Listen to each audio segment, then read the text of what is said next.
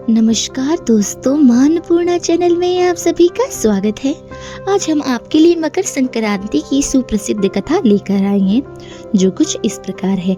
एक बार की बात है, एक नगर में दो पति पत्नी रहा करते थे। पति हरिदास एक विष्णु सेवक था और पत्नी गुणवती एक धार्मिक महिला थी, जो हमेशा धार्मिक कामों में लगी रहती थी। वह कोई भी व्रत और किसी भी भगवान की पूजा कभी नहीं छोड़ा करती थी। वे दोनों धर्मपरायण अपना जीवन व्यतीत कर रहे थे। उनके जीवन में कोई भी सुख सुविधा की कोई कमी नहीं थी।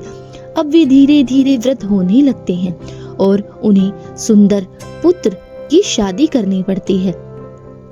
पुत्रों की पत्नियां भी काफी सुंदर और धर्मवती थीं। अब गुणवती का संसार से जाने का समय आ गया था, तो उसके धर्म कर्म के कारण उसे यमलोक से दो यमदूत लेने आते हैं और सीधा यमलोक धर्मराज के सामने ले जाने लगते हैं।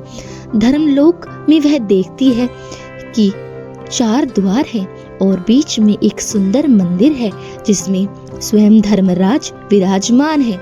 उनके सम्मुख चित्रगुप्त जी विराजमान है, जो व्यक्ति के पाप पुण्य का लेखा जोखा रखते हैं और धर्मराज जी को सुनाते हैं।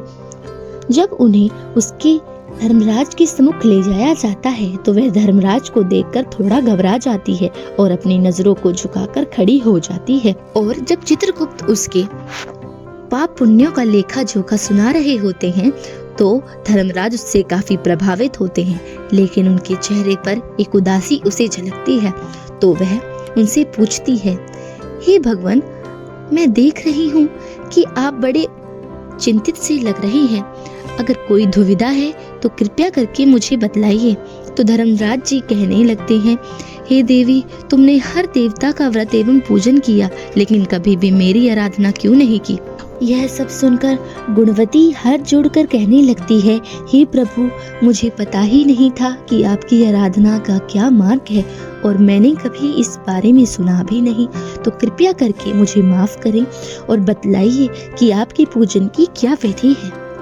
तो यमराज जी कहने लगते हैं, सूर्य भगवान के उत्तरायण में जाते ही जो मकर संक्रांति आती है, उससे ही मेरा पूजन शुरू कर देना चाहिए। 1 वर्ष तक मेरा पूजन करना चाहिए। यह सब सुनकर गुणवती कहने लगती है, हे प्रभु, मुझे माफ करें और कृपया करके मुझे दोबारा से धरती लोक पर भेज दें, जिससे मैं आपका व्रत एवं पूजन कर सकूं, ताकि मुझे मोक्ष की प्राप्ति हो सके। धर्मराज कुछ सोच विचार करने के पश्चात उससे कहने लगते हैं, चलो ठीक है, मैं तुम्हें यह आज्ञा देता हूँ। और यमदूत उसे वापस से धरती लोक पर छोड़ आते हैं, जिससे उसके मृत शरीर में दोबारा से जान आ जाती है और उसके पुत्र कहने लगते हैं, हमारी माता दोबारा से जीवित हो गई। अपने परिवार को इकट्ठा करती है और सभी को यह यमराज की बात बताती है, जिससे वे सभी धर्मराज का व्रत एवं पूजन करते हैं। इस प्रकार 1 साल तक व्रत एवं पूजन करने के पश्चात धर्मराज दोबारा से उसे बुलवाते हैं। इस बार देवता उसका फूलों के स्नान के साथ स्वागत करते हैं और उसे मोक्ष की प्राप्ति होती है।